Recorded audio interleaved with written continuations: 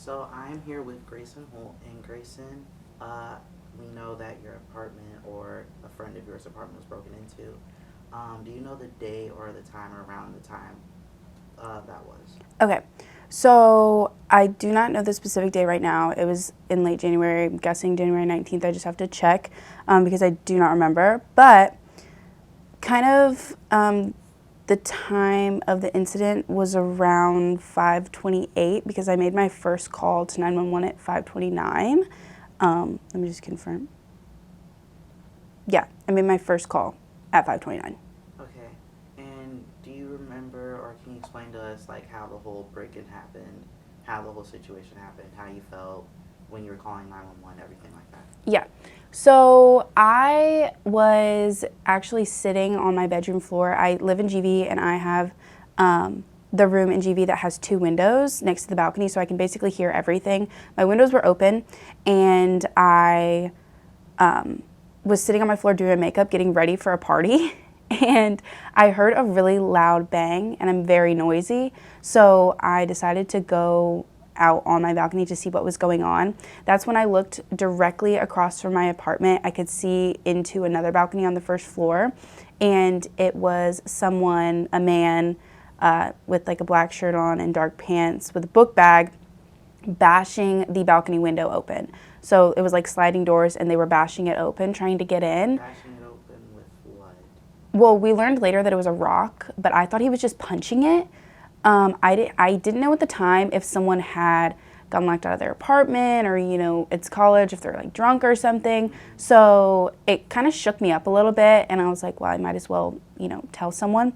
So I made my first call to 911 dispatch at 5:29. So I roughly saw it happen around 5:28 because as I was calling, there was still like sounds coming from the apartment. I had only seen one person. My boyfriend at the time, I was on my balcony and his balcony is directly across from mine. So I called him and I was like, did you hear that? And he was like, yeah, I heard something, but like kind of ignored it. What was it? And he ended up walking out on his balcony, and I was like, someone just broke into that apartment over there. I just called the police. The police on the phone didn't sound very, like concerned about the situation. I told them I was on in like the University of Indianapolis campus. They said they would call someone out, and I was like, okay, whatever. And I was still like in between this phone call while trying to talk to my boyfriend, and he had realized that that was his friend's apartment. There was 4 boys that lived there, but it was during winter break, so nobody was home. Guessing they saw that nobody was home, or like they knew and ended up breaking in there, or maybe it was just random. But my boyfriend immediately ends up running to that person's room and seeing like if anyone was in there, if everyone was okay. He walked in, the door was unlocked, and was immediately confronted with who had broken into the apartment, and it was one man covered in blood, just like going through things. And he immediately shut the door because he got a little spooked, and ended up coming up to my room. While he was on his way to my room, I had gotten my roommate, and I was like, did you hear that? And she was like, yeah, but I was taking a nap, and I just ignored it. And I was like, okay, well, whatever. And then he had come up to my room. On his way up to my room, he said that the guy that he had seen, he thought he was really fast because he just saw him again. But he was wearing a red sweatshirt. And in my mind, I'm like, you saw a completely different person, but okay. But evidently, there was another person walking around the hallways checking other people's doors. And that person had just climbed in the window before I had the chance to see them. This person was also covered in blood, trailing blood all over, like, GV. Like, there was spots everywhere on people's doors, on people's door handles, which was really scary and what he was telling me. So when he was walking up to my door, he started knocking frantically, and I opened the door, let him in. He turned around and locked it. And evidently this person that had the red hoodie on that wasn't previously in the room had followed him up to my room. And as he locked the door, we like heard someone like yank on the doorknob. We obviously didn't answer it. Went back out earlier. There was like blood on my doorknob. But at that time, I called the police again. I called 911 again at 5:38. And I said again, like, there's like someone just tried to come into my room. Like, nobody's doing anything. The Unity app at this point was kind of blowing up, but nobody was like actually doing anything about it. They were just telling people to lock their doors. My friend Randy had called my boyfriend and said, like, what's going on? A man just walked into my room, and it was the man in the black that had come from that room and tried to, steal something from his room. He had walked in his room mumbling and then ended up leaving, and Randy was just standing in his kitchen like, what the hell just happened? So Randy ended up coming to our room. I'm on the phone with dispatch, and they are basically telling me that, like, just to calm down, like, it's not that big of a deal. But it is that big of a deal when I live in this apartment and, like, people are running around. I don't know if they're going to start trying to break down my door or what they're going to do, or, like, go in other people's rooms, because GV, relatively, like, you want to think that it's safe, so you keep your doors unlocked usually. It's kind of like living in a big dorm with a bunch of people, but honestly, like, I think myself and others have realized that it is not very safe at all, and I really don't like living there for that factor. At this point, nobody had come, so we were just, like, watching out the window, seeing if there was any activity coming from that door. I then called again at 5:43, and this time I called campus police, and I was just saying, like, that, someone had broken in. I explained this to 911, like, twice, and just all of that. And they said that they, were sending people over. They eventually did send someone over. One person walked, like, past the apartment and jumped the railing to go in. But before they did, they were just kind of standing out there, like, talking, and then went and got another officer. They came up, they were just sitting there talking again, and it's like, okay, let's speed it up. Like, there's people in our apartment building right now, which is kind of scary. And then when they went inside, they were searching and everything. I guess saw that a bunch of things were broken. We were kind of just hanging out until about 6:30, and at 6:30, we were looking out onto my balcony and saw the person that I had seen before just walking down the street with a bunch of alcohol bottles. So we were like, okay, obviously these people, like, did not catch him. So they had sent out a statement saying, like, an email or one of those watchdog notifications saying that everything was okay. So me and my roommate and my boyfriend ended up walking downstairs to see, like, all the blood and everything. We were intrigued, I guess, and we ended up seeing a couple police officers, and I was like, hi, I made the call. They kind of ignored me. And my boyfriend was like, yeah, did you catch one of the guys?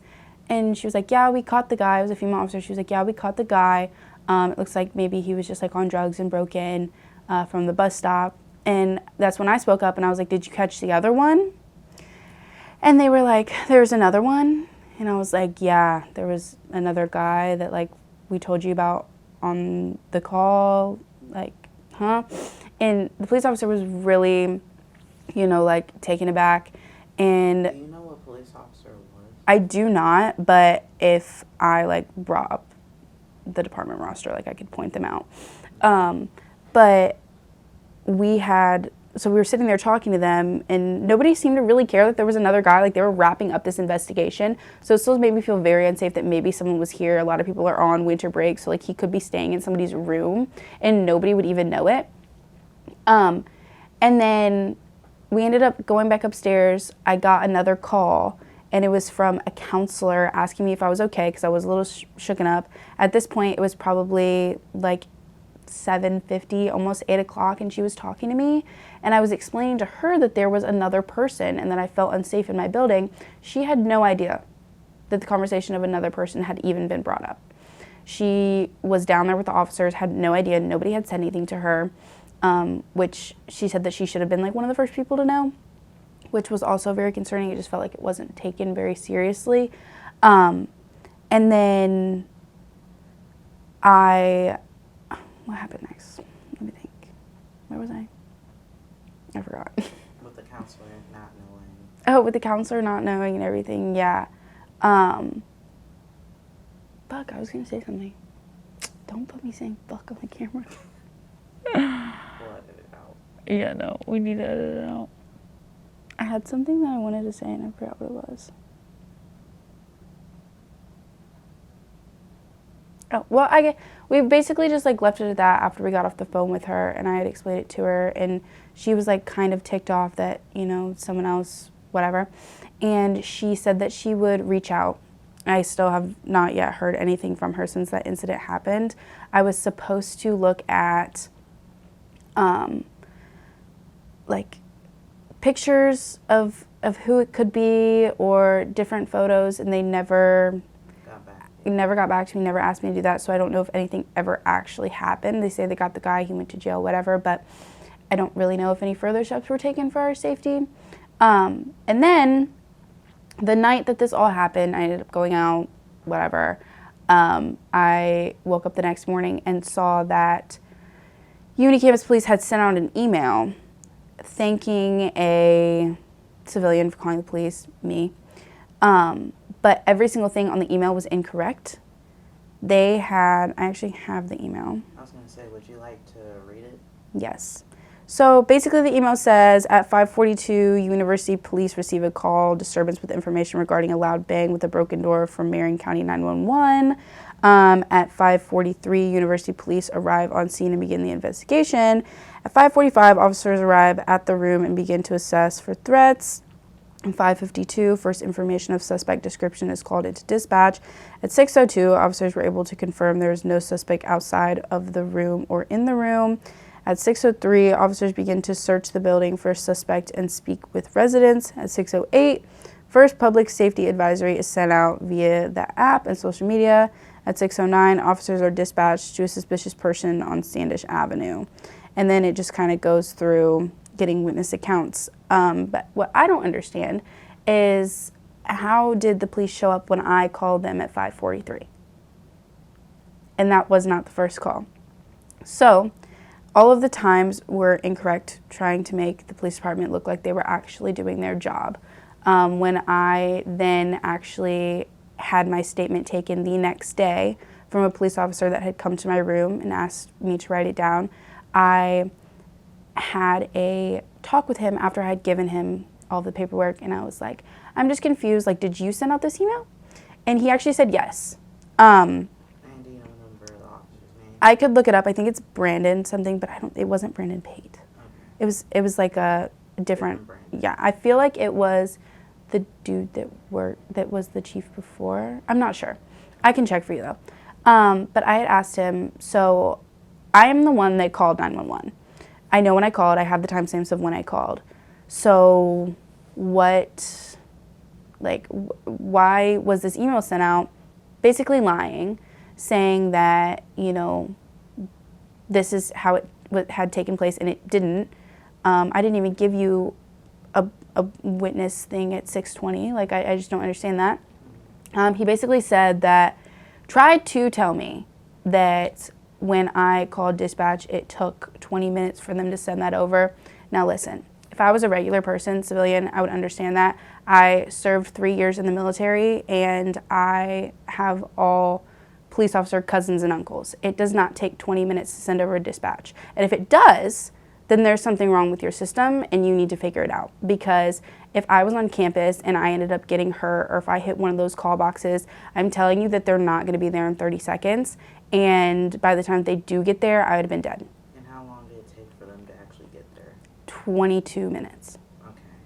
Because we learned from the chief of police, well, acting chief of police, Brandon Pate, that the average national call time for a dispatching officer is 12 minutes. Yeah. So that's the average wait. But he said, I can't remember exactly what he said, but he said they got there around that time. If you're saying it's 20 minutes that it took them to get there, then obviously there's some contradictions. Well, on theirs, it's saying that it was 1 minute. And the thing is that when I talked to the officer, I said, I can see your police station from my window. Because So the police station is not far from Graham Village. yeah, so it would take me 2 minutes to run over there. If students are calling you about something that's going on and you get paid to be here, why are you not immediately running over there? You only take care of this campus. And I know that for a fact because my car has broken down up the street, and I've asked for the police to come help me, and they said they were not within jurisdiction. So I know that you only take care of this campus and probably do not have anything better to do right now. So why are you not getting here? Is the thing that I'm just concerned about. Our apartment is unsafe. It has been unsafe. There's been so many break-ins, so many things, but when you call the police, they kind of just brush it off and it keeps happening, saying that they're going to implement more safety rules when the only thing they've done at the school to implement safety rules is like make it more expensive to park here and give out parking tickets. Like that's the only thing. And they think that that will deter people from staying on campus or whatever, or causing crime. It won't. And just the fact that there was no urgency in the situation was very concerning, especially just being a woman who lives alone in my apartment with another woman. And now we like keep hammers by our front door is pretty concerning. Sorry to hear that. So what do you think that UND's police should do to improve their public safety to better protect their students staying on campus and just overall like making sure everyone's safe? Personally, I believe that we do have the facility to, facilitate where different officers are. I don't know about you, but when I'm on campus, like I will go a full day without even seeing a cop car drive by. Especially at night, this campus is not in a very good neighborhood. Everybody knows that. We are in the middle of Indianapolis, crime-ridden neighborhood as that. I feel like we could have people patrolling throughout the night, and if we did, it would make it a lot safer because people couldn't just walk up from the bus stop and break into my building. I've seen before, after something happens, they will have an officer out there for like 3 days, but that's 3 days. What happens as soon as you leave? And people know that you leave, so they're gonna come and break in again, and they're not gonna think twice about it, and they're gonna keep doing it. So I don't know why we do not have patrols. I think the police officers here are more concerned about like busting the parties down the street than they are really about kind of just driving around and making sure everything is okay. I also think that the whole having coffee with a cop and talking about the problems or whatever and then not fixing them is just kind of bullshit, and it just makes the students more pissed off, especially the ones that pay, like myself, $4,800 a semester to live in my apartment, and I'm concerned about my safety at all times. There's not really any more else to say about it because I feel like they could be doing a lot of things, but they're not, so. Thank you. You're welcome. Fuck those guys.